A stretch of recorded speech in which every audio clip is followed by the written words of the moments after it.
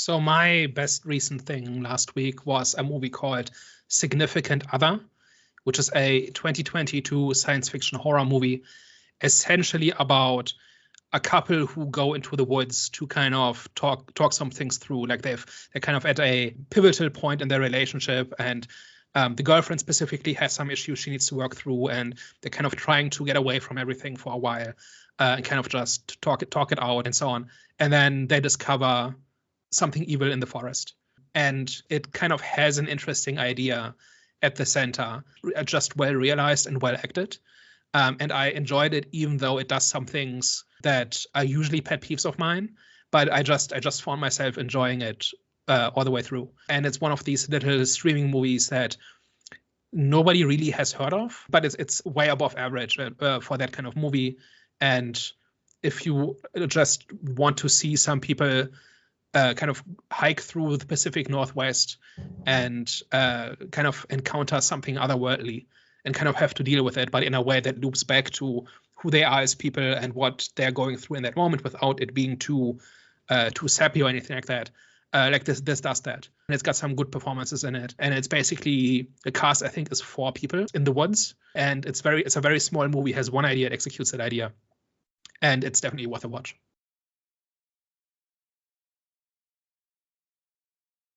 I watched a movie called 1992, and it's essentially set in the backdrop of the Rodney King beating that he got from the police and kind of like all the riots that came with it as well. But it essentially follows this father and son whose boy's like mother and like grandma's like died in some type of accident or whatever. So like they've just come together for the first time. His father was like in prison and he's like now trying to live like straight narrow path, and they're like both trying to figure out this like new environment that they have together with obviously like the backdrop that they have. And then on the flip side, and they're both like small significance for that. And then on the flip side, you have like this white family, this like white father and his son, who are kind of like burglars, and they're trying to do this heist where sort of this father lives with his son essentially. And the movie kind of like follows that and like the outcome of that. The Rodney King stuff and like the police brutality doesn't really play into the story at all. It's just backdrop and just kind of like an excuse for some of what happens, some of the sort of action some of the character takes, but it doesn't really have any real significance. So the idea of putting it in there kind of confused me a little bit. I thought it was kind of like described as like a crime thriller. Became a little bit more of an action movie, which kind of took me by surprise. But overall, it was just a solid, decent movie for if you're just kind of like chilling on a Friday, Saturday night and you don't have anything to put on and you don't know what to put on. This is just kind of like a solid watch. There isn't really anything too remarkable about it. It's just like a good old action movie, or it turns into an action movie when it wasn't there at the start.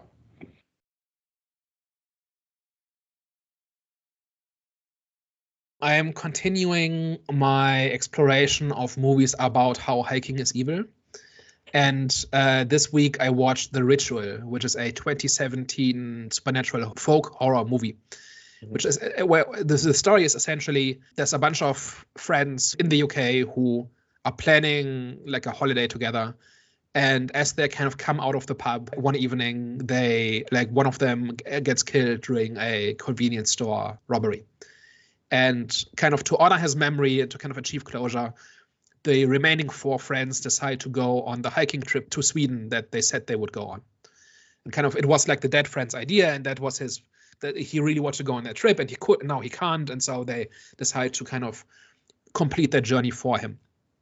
And they kind of go hiking to Sweden, and they get off track, and they kind of get lost in the Swedish forest in the middle of nowhere, and they start encountering supernatural things. Like one of the first, like they kind of feel like they're being watched and followed, and they hear strange noises at night, and then there's like a gutted bear that's kind of just stuck to a tree. It gets weirder and weirder. It's both very atmospheric and very well shot, and it's kind of the stressor that brings out all the problems that these friends have had.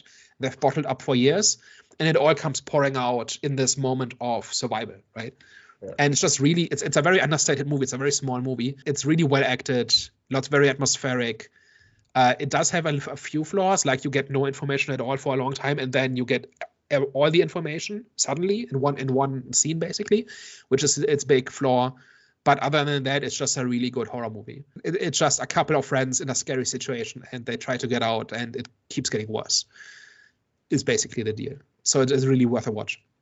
No, sounds interesting for anyone that is into horror movies, which isn't me. But in terms of like how it differentiates itself from something like other similar movies, like I said, it's not sort of the newest story in the book. In terms of like group of friends going to like somewhere secluded, and then they're like sort of have to deal with like all these hauntings and stuff like that. But like, how does a movie like what's the appeal for this movie compared to some of the other ones?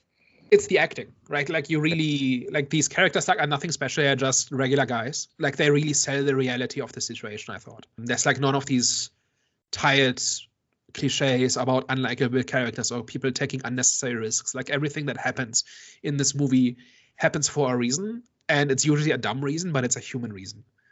And it kind of strikes that balance really well, I thought. And that's a difficult thing to do, right? Like characters doing stupid things in order to make a plot happen. Like that's how bad movies are made. But in this case, like there's a balance here where a movie can sell you on, yeah, these people are just tired and they've been hiking for a week, and they just want to go home, and so they're willing to take risks and shortcuts that they otherwise wouldn't, right? So it sells you on its humanity is why it works. Mm-hmm. Yeah, and I think you mentioned the interesting point as well about how it kind of. It seems like towards the climax of it, these like group of friends are like starting to like unload sort of these like deep feelings in this any other. Is that like well sort of kind of like not foreshadowed? Is like that set up sort of kind of like set up well for the movie, and is like the payoff like to that quite satisfying as well in the movie. Yeah, none of that really comes as a surprise. Like it really like just without going into too many details, like they kind of blame each other for how the circumstances under which the friend got killed. And they've been saying, no, it wasn't your fault, but actually deep down they think it was that person's fault, and that comes out when they're pushed to the limit, right? And right, so it's stuff like that. So you do believe it. It's not contrived. It's not hokey. It's just very human. Cool. No, interesting. So yeah, feel free to check that out.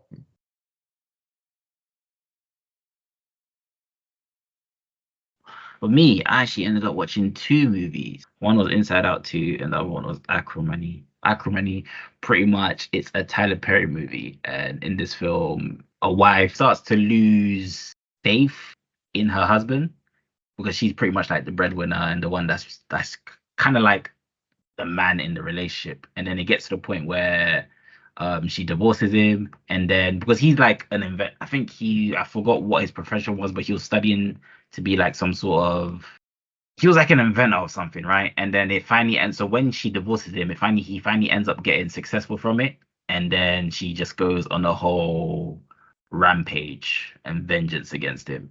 It was a Tyler Perry movie. I feel like Tyler Perry movies, it's typical, not ghetto, but it's like the typical black couple that's going through a bunch of madness. Can I just say, I've never understood the appeal of Tyler Perry movies, like even like Medea and stuff like that, which people do love. It's never really been my type of thing. But I'm not.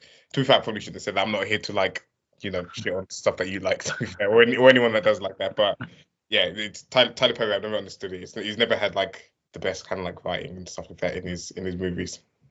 Damn, Tyler Perry, he's like my hero, man. His story is inspirational, but his movies are fun though. I think it's not his movies aren't iconic, but they are. Some people argue against this, but I feel like they're feel-good movies where you're just gonna go watch the film and just have a fun time with the family or friends. Like especially for like the black community. So that's just for me how I see his movie. I was like, oh, is a Tyler Perry movie coming out? That's a fun film. That's fair.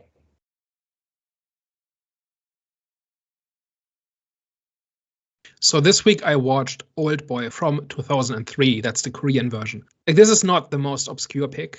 I'm sure most people have seen it, but I saw it for the first time this week, and I heard good things about it, but I was not prepared. So the idea of Oldboy is that a Korean businessman essentially gets abducted and gets held prisoner in a locked room for over a decade. He gets released without explanation. His wife has been killed and he's been framed for the murder. And his daughter has been adopted by an overseas family. So he has nothing left, right? He lost his job, he lost his reputation, he lost his family. And he basically just gets dumped somewhere and is basically left to figure things out. And he then goes on a quest to find out who ruined his life and to take revenge. And it's a revenge story, but not in the way you think. and it's kind of renowned for its twist ending, so I'm not going to talk about it. But essentially, it is different from most revenge stories, which are kind of power fantasies and are meant to deliver catharsis. And this just takes a different approach. And it's got some great action in it, some great performances. The story is quite something. So if you disliked The Beekeeper earlier, as some present here have, then you might like this, because it's just a similar idea, but very different.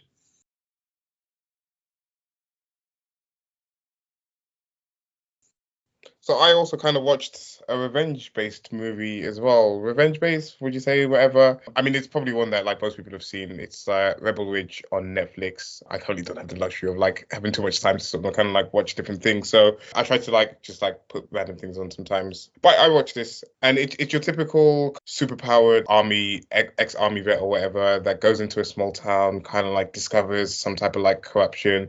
He's kind of trying to stay out of the fight or not be involved. He just well in this particular situation is that his cousin's been arrested. He's just going there to like post bail and get his cousin out and whatever.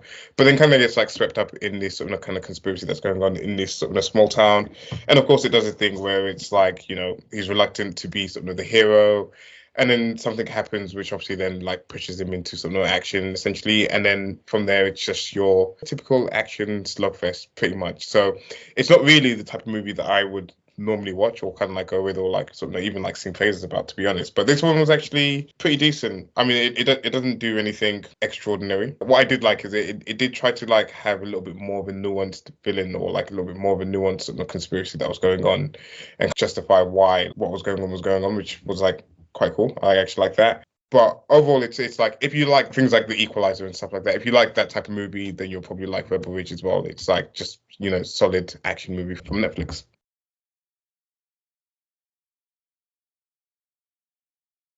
But The Deliverance, that is the movie which I would recommend you guys to go and watch. It's a Netflix movie based on a true story. I did not know this. I was like, oh crap. This was a very unsettling movie, a movie based on a house which is pretty much possessed by a demon or the devil. And then it slowly has, you know, it slowly manifests in the children, especially the young boy, which it like pretty much takes over. But yeah, that movie was really good. The reason I felt like it was really good is because I don't think I've seen the Exorcist film in that type of environment. Like the environment that you usually see Exorcist films like Italy or like, you know, a lot like usually with like a Caucasian family in like a posh set, not posh settings, but like you know what I'm saying? Whereas this one I was like, okay, a black family in like, you know, the hood type of environment. And I was like, oh crap. And obviously, you know, there was like situations that the family were going through in terms of like finance and stuff. So it was real, but at the same time, as well as it being supernatural, mixing the two. So I was like, oh, this is pretty sick. Like it was a really like there was unsettling moments as well. I was like, yo, like this is like it was scary. I even checked on Twitter. It was trending on Twitter as well. I think it's #1 on Netflix. I was like, this was a good watch. I'd say you guys should go and watch it.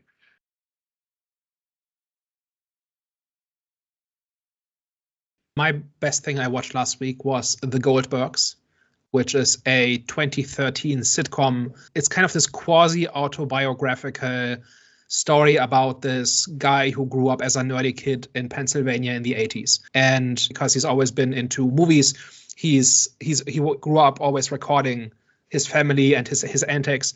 And those recordings essentially are the basis of the plots of the different sitcom episodes. So it's basically every episode is based on something or a couple of things that actually happened in this guy's childhood in the 80s. And that gives us a certain authenticity, but at the same time, it's also very stylized. So everybody is constantly overacting and very dramatic, but it's kind of grounded in this authenticity of showing kind of life in the 80s for that family essentially. And it's very funny and it's very entertaining. I've seen the first 4 seasons of this, so I don't know if it holds up the entire time, but the early seasons definitely are very good.